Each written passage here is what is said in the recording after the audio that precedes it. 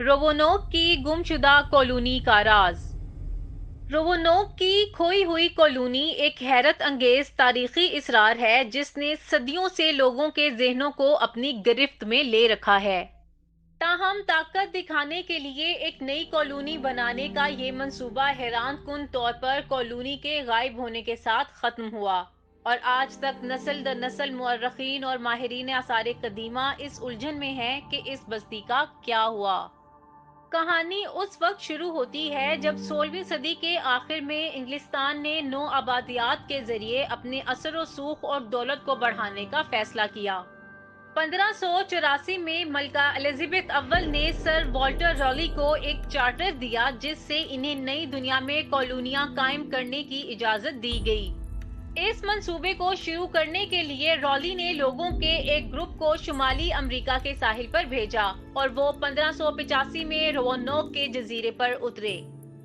मुहिम के रहनुमा रॉल्फ लेन ने एक किला तामीर किया और एक बस्ती कायम करने की कोशिश की, लेकिन इसे मुतअद्दिद चैलेंजेस का सामना करना पड़ा जिनमें मकामी अमरीकी कबाइल के साथ तनाज़ात और खुराक और रस्द की किल्लत शामिल हैं। इन मुश्किलात से मायूस होकर आबादकार बिल आखिर इंग्लैंड वापस चले गए। पहली मुहिम की नाकामी से बेखौफ रेली ने 1587 में दूसरी मुहिम का एहतमाम किया। इस बार इसने जॉन वाइट को टास्क देने का फैसला किया। इस मुहिम में न सिर्फ फौजी और मजदूर बल्कि औरतें और बच्चे भी शामिल थे, जो कि रेली के मजीद मुस्तकिल कयाम के इरादे की निशानदेही करता है। रोवोनोक जजीरे पर पहुंचने के बाद आबादकारों ने एक तरक्की पसंद कॉलोनी बनाने की उम्मीद में मकानात बनाना और फसलें लगाना शुरू कर दी। ताहम मकामी अमरीकी कबाइल के साथ कशीदगी बरकरार रही और मकामी आबादी के साथ ताल्लुकात तेजी से कशीदा होते गए। थोड़ी देर के बाद इंग्लैंड से इमदाद और रस्द हासिल करने की कोशिश में जॉन वाइट 1587 में अपने खानदान और दीगर आबादकारों को पीछे छोड़कर इंग्लैंड वापस आया। ताहम इंग्लैंड और स्पेन के दरमियान जंग शुरू होने की वजह से वाइट मंसूबे के मुताबिक जजीरा रोवोनोक वापस नहीं जा सका। इसके लिए 1590 से पहले रोवोनोक वापस जाना मुमकिन नहीं था।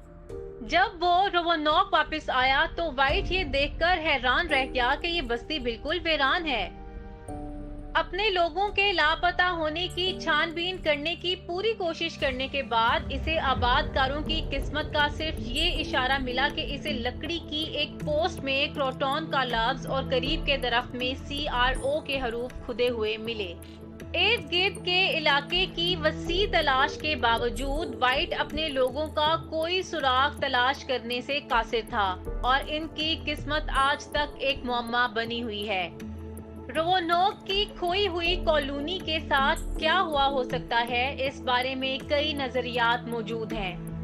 कुछ मुअर्रखीन का ख्याल है कि मकामी अमरीकियों ने आबादकारों को हलाक कर दिया होगा, जबकि दूसरों का ख्याल है कि वो मकामी कबाइल में जम हो गए होंगे। इनमें से कुछ का ख्याल है कि इन्होंने वापस इंग्लैंड जाने की कोशिश की होगी और समंदर में हलाक हो गए होंगे। ताहम ठोस शवाहिद के बगैर नौ आबादियों की हकीकी किस्मत नामालूम है। हालिया बरसों में माहिरीन आसारे कदीमा को कुछ नए शवाहिद मिले हैं जो गुमशुदा कॉलोनी के इसरार पर रोशनी डाल सकते हैं।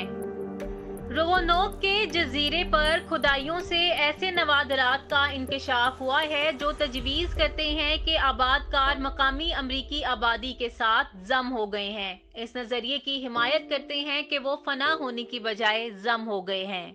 मजीद बरां DNA के तज्जिये में पेशरफ्त ने मुहक्किकीन को इस खित्ते के मौजूदा रिहायशियों के आबाओ इजदाद का पता लगाने की इजाजत दी है, जो कि मुमकिना बाहमी शादियों और इंजमाम के मजीद सबूत फराहम करते हैं।